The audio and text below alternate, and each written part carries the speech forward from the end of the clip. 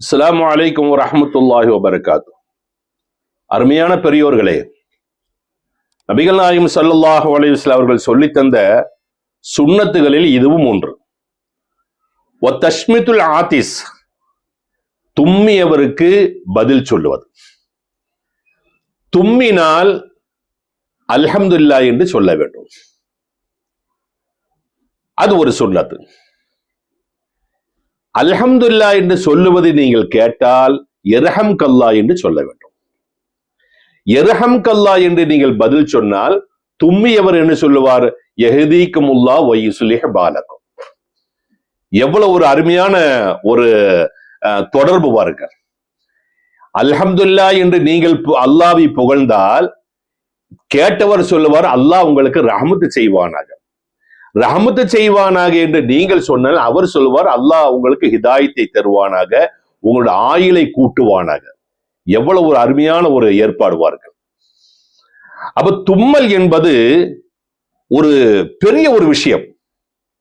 அதாவது ஒரு குழந்தை பிறந்து விட்டால் அந்த குழந்தை தும்முகிறதா என்று பார்ப்பார்கள், கொட்டாவி விடுகிறதா என்று பார்ப்பார்கள், அழுகிறதா என்று பார்ப்பார்கள். அப்ப அழுகை, தும்மல், கொட்டாவி இதெல்லாம் ஒரு குழந்தை செய்து விட்டால் நார்மல் ஸ்டேஜ், அந்த குழந்தை நார்மலா இருக்கிறது என்று சொல்வார்கள். அப்ப இது அல்லாஹு தஆலா நமக்கு தந்திருக்கக்கூடிய மிகப்பெரிய ஒரு நிஅமத் என்று சொல்லலாம். அதாவது அல்ஹம்துலில்லாஹ் என்று ஏன் சொல்லுகிறோம்? நாம் எதற்காக வேண்டி சொல்லுகிறோம்? நம்முடைய இந்த மூக்குக்கும் மூளைக்கும் ஒரு தொடர்பு இருக்கிறது. மூக்கு வழியாக ஏதாவது ஒரு சின்ன ஒரு துரும்பு, ஒரு டஸ்ட் மேலே மூளைக்கு சென்று விடாமல் இருப்பதற்காக வேண்டித்தான் மூக்கிலே அல்லாஹு தஆலா முடிகளை வைத்து ஜல்லடையாக பின்னி வைத்திருக்கிறான். அது அல்லாமல் ஒரு பசை, அதாவது சளி என்று நாம் சொல்லுகிறோம்.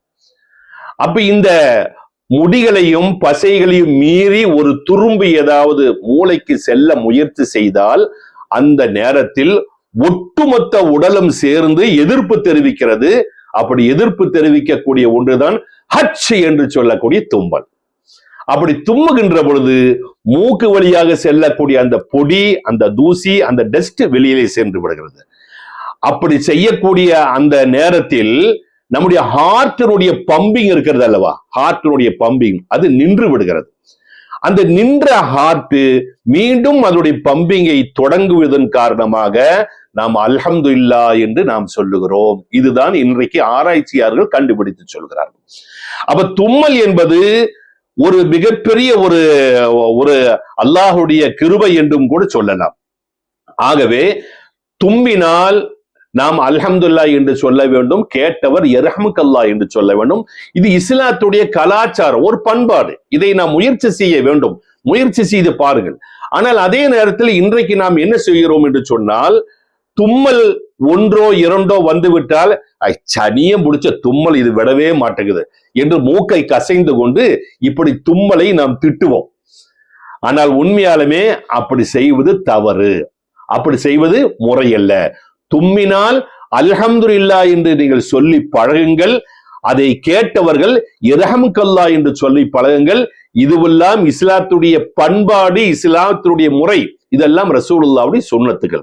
ஆகவே சில பேர்கள் அல்ஹம்துலில்லாஹ் சொல்லுவதும் கிடையாது, இர்ஹமுக்கல்லாஹ் என்று சொல்லுவதும் கிடையாது, எதையெல்லாமோ திட்டுவார்களை தவிர அல்ஹம்துலில்லாஹ் என்று சொல்ல மாட்டார்கள். ஆகவே இந்த சுன்னத்தை முறையாக பின்பற்றி நடங்கள்.